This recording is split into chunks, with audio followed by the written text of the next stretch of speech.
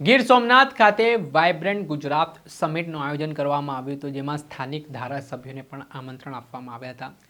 ત્યારે ગીર સોમનાથના ધારાસભ્ય વિમલ ચુડાસમા એ કાર્યક્રમમાં હાજરી આપવા માટે પહોંચ્યા હતા. ત્યારે કોઈ અધિકારીઓ છે તે માર્ગદર્શન આપવા માટે ત્યાં હાજર નહોતા. ધારાસભ્યએ પૂછપરછ પણ કરી, પણ યોગ્ય જવાબ ન મળતા ધારાસભ્ય અંતે વિફર્યા અને તેમણે શું કહ્યું વિગતે વાત કરીએ.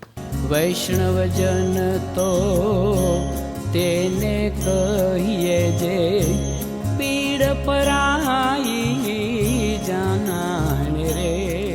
નમસ્કાર દર્શક મિત્રો, નવજીવન ન્યૂઝમાં આપનું સ્વાગત છે. હું છું ફૈઝાન. આગામી સમયમાં ગુજરાતમાં વાઇબ્રન્ટ સમિટ યોજાવાની છે, તેને લઈને સરકારનું ડેલિગેશન અલગ અલગ જિલ્લાઓમાં જઈ રહ્યું છે. ગુજરાત ખાતે જે વાઇબ્રન્ટ ગ્લોબલ સમિટ છે તેમાં ગીર સોમનાથમાં આયોજન રાખવામાં આવ્યું હતું, જેમાં આજના કાર્યક્રમમાં સ્થાનિક ધારાસભ્યોને આમંત્રણ આપવામાં આવ્યા હતા. જેમાંથી એક ગીર સોમનાથના કોંગ્રેસના ધારાસભ્ય વિમલ ચુડાસમા પણ આ કાર્યક્રમમાં પહોંચ્યા હતા. ત્યારે આ દરમિયાન મેનેજમેન્ટની બેદરકારી સામે આવી હોય તે પ્રકારની માહિતી તેમના દ્વારા કહેવામાં આવી રહી છે.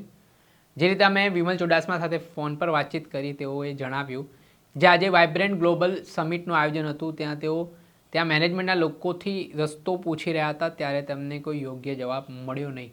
તેના જ કારણે તેઓ વિફર્યા અને તેમનો આક્રોશિત વિડીયો પણ સામે આવ્યો છે. પહેલા તો આપ આ વિડીયો જોઈ લો.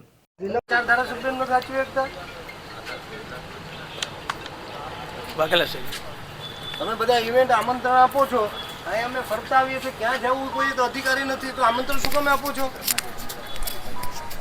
કાર્યક્રમમાં હોય તો તમે આટલા અધિકારીઓ છે તો આવી રીતે થોડુંક ચાલે.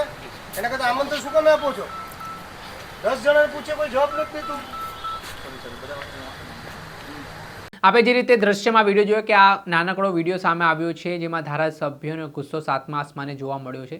તેમણે કહ્યું કે અહીંના સ્થાનિક 4 ધારાસભ્યો છે, પ્રોટોકોલ હોય છે, મુખ્યમંત્રી આવવાના છે, છતાં કોઈ પણ સ્ટાફના લોકો જવાબ નથી આપી રહ્યા. તે મામલે તેમણે પોતાની નારાજગી દર્શાવી હતી. જોકે મેનેજમેન્ટના અધિકારી આ બાબતે માફી પણ માંગી હતી. સાથે જ અન્ય લોકો પણ ત્યાં પહોંચ્યા હતા અને ધારાસભ્ય વિમલ ચુડાસમાને સમજાવ્યા હતા. ત્યારબાદ આ મામલો થાળે પડ્યો હતો અને આ ઘટનાનો વિડીયો સોશિયલ મીડિયા ઉપર વાયરલ થઈ રહ્યો છે અને અનેક પ્રકારની ચર્ચા પણ જગાવી છે.